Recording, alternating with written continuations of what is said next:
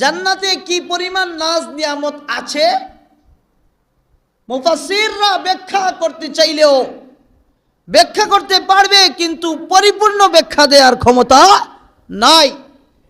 আল্লাহর হাবিব সাল্লাল্লাহু আলাইহি ওয়াসাল্লাম বলেন, قال الله تعالى, আল্লাহ বলেন, আ'দাতু লিইবাদিয়াস সালিহিন, জান্নাতে আমি আমার নেককার বান্দাদের জন্য এত পরিমাণ নাজ নিয়ামত রেখেছি, মালা আইনুন রাআত, যা কোনো চোখ কোনোদিন দেখে নাই, ওয়ালা উযুনুন সামিআত, কোনো কান কোনোদিন শুনে নাই, ওয়ালা খাতারা আলা কালবি বাশার, কোনো মানুষ কোনোদিন এই জান্নাতের নিয়ামত সম্বন্ধে পরিপূর্ণ কল্পনা করতে পারে নাই। পড়েন সুবহানাল্লাহ।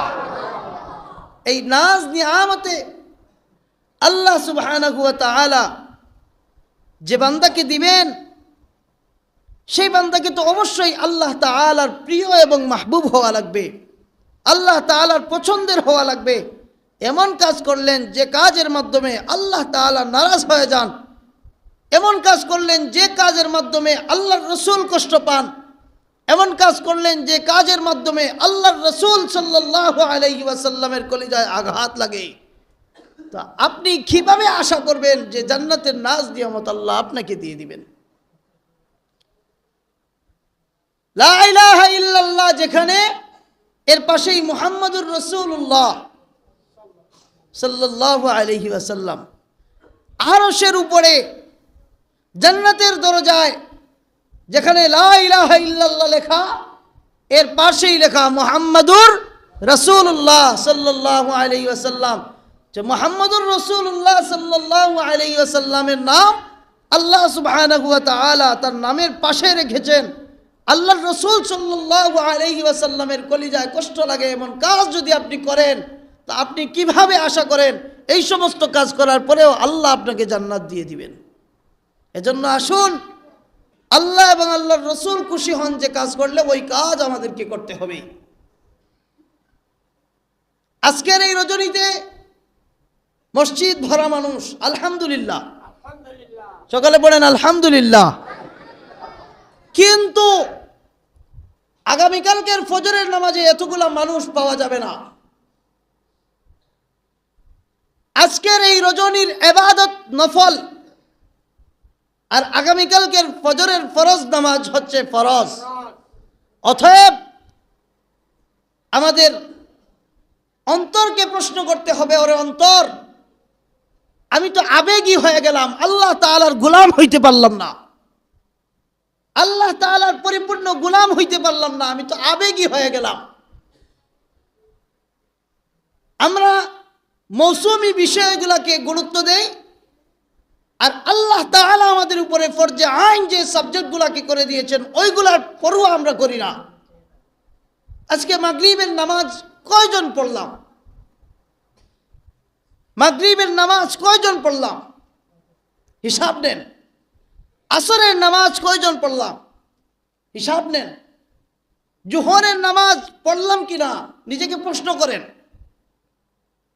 আজকের এই রজনী আল্লাহ তাআলা দুনিয়ার আসমানে এসেছেন, আল্লাহ তাআলা বান্দাদেরকে ডাকতেছেন, বান্দা জীবনে গুনাহ করেছো, ভুল করেছো, মাফ চাও, আমি আল্লাহ জীবনের সব গুনাহ মাফ করে দিব।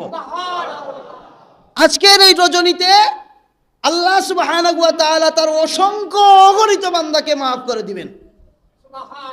জীবনে যা করেছেন, ভুল করেছেন, জীবনে যা করেছি, ভুল করেছি, আসুন আল্লাহ তাআলার দিকে মুতাওয়াজ্জা হই, জীবনের সব গুনার উপরে লজ্জিত হই, উমরে কাজা শুরু করি, জীবনের গুনার উপরে লজ্জিত হয়ে আল্লাহ তাআলার কাছে মাফি চাই। আল্লাহ পাক রব্বুল আলামিন আমাদের সকলকে মাফ করে দিন। সকলে পড়েন আমিন। আল্লাহ সুবহানাহু ওয়া তাআলা আমাদের উপরে 5 ওয়াক্ত নামাজ ফরজ করেছেন। আল্লাহর হাবিব সাল্লাল্লাহু আলাইহি ওয়াসাল্লাম মেরাজে গিয়ে 50 ওয়াক্ত নামাজ নিয়ে এসেছেন। মুসা আলাইহিস সালামের কথা মতো যেতে যেতে শেষ পর্যন্ত 5 ওয়াক্ত নামাজ টিকলো। আহা, আমরা উম্মত, নবীজি বড় আনন্দিত হয়ে 5 ওয়াক্ত নামাজ উম্মতের জন্য হাদিয়া নিয়ে আসলেন, আর এই 5 ওয়াক্ত নামাজ আমরা পড়তে পারতেছি না। আমাদের মতো দুর্ভাগা উম্মত হইতে পারে না, কথা বলেন ঠিক কিনা? এজন্য আসুন নামাজের দিকে, আল্লাহ তাআলার ইবাদতের দিকে আমরা মুতাওয়াজ্জহ হই। এবং আল্লাহ তাআলাকে খুশি করার জন্য আমরা আমাদের জীবনযাপন পরিচালনা করি। যে পথে চললে আল্লাহ এবং আল্লাহর রাসূল খুশি হন ওই পথ অবলম্বন করার চেষ্টা করি। আজকের এই রজনী আল্লাহ সুবহানাহু ওয়া তাআলার পক্ষ থেকে বাসা যাবেন, আল্লাহ সুবহানাহু ওয়া তাআলার পক্ষ থেকে বিশাল বড় এক নিয়ামত। এই রজনীতে আমরা কি করব? কেউ কেউ বলেন শবে বরাত বলতে কোনো কিছু নাই। যারা বলেন শবে বরাত বলতে কোনো কিছু নাই তাদের জ্ঞানের অভাব আছে। কথা বলেন ঠিক কিনা? আবার কেউ কেউ বলেন শবে বরাত মানে আতশবাজি, ফুলঝুরি ফুটানো, মোমবাতি জ্বালানো, আগরবাতি জ্বালানো, আর আশেপাশের ভাবিদেরকে, আশেপাশের বন্ধু বান্ধবদেরকে দাওয়াত দিয়ে খাওয়ানো। এরাও ভুল পথে আছেন, ঠিক কিনা? এটা বলে আসতে যারা শবে বরাতের রজনীতে আল্লাহ সুবহানাহু ওয়া তাআলা প্রথম আসমানে এসেছেন, দুনিয়ার আসমানে এসেছেন সূর্যাস্তের পর থেকে। যখনই চন্দ্র উদিত হয়েছে এরপর থেকেই আল্লাহ সুবহানাহু ওয়া তাআলা দুনিয়ার আসমানে এসে বান্দাদেরকে ডাকতেছেন, বান্দা তুমি গুনাহ করেছো, তুমি গুনাহগার, তোমার জীবনের গুনাহের উপরে লজ্জিত হয়ে আল্লাহ তাআলার কাছে মাফ চাও, আমি আল্লাহ তোমাকে মাফ করে দিব। আমরা আল্লাহ তাআলার কাছে মাফ চাইব, আল্লাহ তাআলার কাছে রিজিক চাইব, বেমার আজার থেকে হেফাজতের জন্য আল্লাহ পাক রব্বুল আলামিনের কাছে চাইব, আমরা বিপদ আপদ থেকে মুক্তি চাইব না।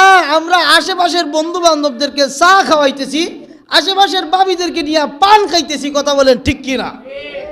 তাহলে আমাদের মধ্যে ভেজাল আছে। কথা বলেন ঠিক না বে ঠিক? তাহলে বোঝা গেল একথা বলা যাবে না যে শবে বরাত বলতে কোনো কিছু নাই, আর এটাও বলা যাবে না শবে বরাত আইছে তো সমস্ত আত্মীয় স্বজনদেরকে দাওয়াত দিয়ে করে খাওয়াইতেই থাকলাম, খাইতেই থাকলাম, খাওয়াইতেই থাকলাম। ফজরের আজান হয়ে গেল, আমি শূন্য। অন্যান্যরা বহুত রিজিক ব্যবস্থা পেয়ে গেল, তাদের জন্য বহুত রিজিকের ব্যবস্থা হয়ে গেল, বহুত মাহফির ব্যবস্থা হয়ে গেল, আল্লাহ তাআলার কাছ থেকে অনেক কিছু চেয়ে নিল, আর আমি খাওয়ানোর মধ্যে রইলাম, আল্লাহ তাআলার ইবাদত থেকে গাফিল রয়ে গেলাম, শেষমেশ আমি শূন্য। এমনটাও করা যাবে না? কথা বলেন না, এমনটাও করা যাবে না। তাহলে কি করতে হবে? ইবাদত করতে হবে। আমাদের আশেপাশে যদি কোনো গুরুস্থান থাকে, যদি কোনো কবরস্থান থাকে,